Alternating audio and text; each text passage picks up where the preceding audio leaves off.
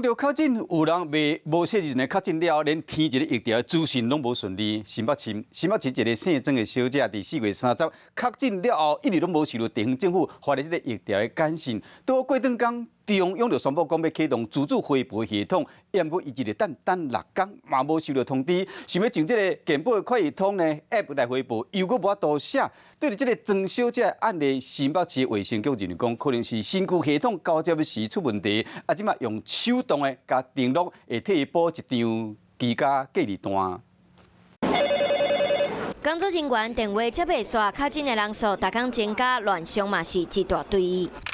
提出家己的健康假金簿啊，做3剂疫苗也是阳性确诊。新北一位曾小姐29号感觉身体无爽快，隔工 PCR 结果出来确定袂着。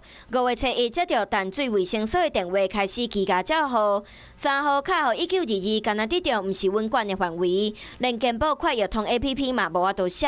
6天了后一直无收到疫调简讯，亲人同事收袂到居家单，工课保险拢总受影响。居隔3+4政策在4月26号上路之后，由于中央的自主回报系统还没有办法上路衔接，因此新北市政府改以自行设计的 Google 表单方式来回应民众填写自主疫调的需求，在卫生所端可能是疏忽遗漏了。新北市卫生局回应会阁用派替民众补资料、补发居家单，不过中央自主回报系统上路了后，流程到底是啥？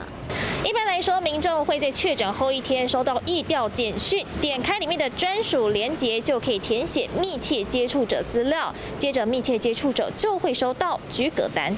政策因为疫情一直在做调整，不过本土个案伤济，互中央地方应付袂来。敢若新北市对于后开始至少都有3-4千人无收到疫调简讯，所以会当知影全台湾阁有偌济疫调孤儿。敢若希望政策会使好好处理，莫互民众唔知影爱安怎做。生生不息，宏观视野，我是申宏。想要看体育新闻，就要赶快看华视新闻，赶快按赞、分享、开启小铃铛哦。